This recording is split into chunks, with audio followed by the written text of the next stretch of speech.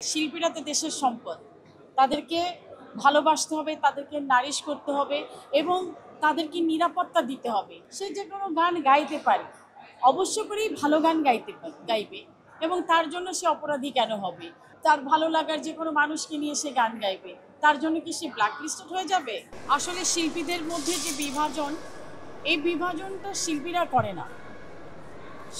করে না, এটা আসে অন্য একটা জায়গা থেকে।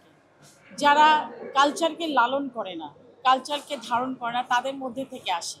এটা একটা অন্যায়। শিল্পীরা তো দেশের সম্পদ। তাদেরকে ভালোবাসতে হবে, তাদেরকে নারিশ করতে হবে এবং তাদেরকে নিরাপত্তা দিতে হবে। একজন শিল্পীর ফ্রিডম অফ স্পিচ থাকতে হবে, সিঙ্গিং ফ্রিডম অফ সিঙ্গিং থাকতে হবে। সে যে কোনো গান গাইতে পারে, অবশ্য করেই ভালো গান গাইবে এবং তার জন্য সে অপরাধী কেন হবে?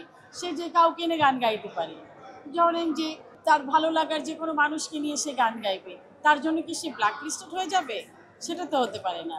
তো এই শিল্প সাহিত্যটাকে সবসময় আহ, সেই সেই ধরনের নোংরা রাজনীতির থেকে সেফ রাখতে হবে, নিরাপত্তা দিতে হবে শিল্পীদেরকে, যাতে শিল্পীরা ভালো করে কাজ করতে পারে, গাইতে পারে, নাটক করতে পারে, সিনেমা করতে পারে, ডান্স করতে পারে এবং প্লেয়াররাও খেলাধুলা করতে পারে। সর্বক্ষেত্রেই কিন্তু এটা জড়িয়ে আছে এবং সর্বক্ষেত্রেই এটা প্রযোজ্য। মনে করি যে শিল্পীদের নিরাপত্তাটা খুবই জরুরি।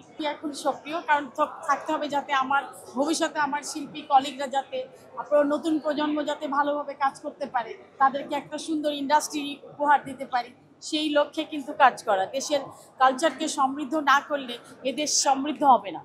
সেই কারণেই আমি মনে করি যে আমার রাজনীতিটা সেই কারণে উদ্দেশ্য সমাজ সেবা করা, কালচারকে লালন করা, কালচারকে ধারণ করা এবং শিল্পীদের ভবিষ্যতে ইন্ডাস্ট্রি সহ তাদেরকে নিরাপত্তা দেওয়া। না, আমার মেসেজ একটাই, আমিও একজন শিল্পী, আমিও যেন ভুক্তভোগী না হই নিজের দেশে আমি যেন ভুক্তভোগী না হই, তেমনি প্রত্যেকটা শিল্পী অন্যরাও যেন ভুক্তভোগী না হয়। এটাই আমার চাওয়া, এটাই আমার মেসেজ।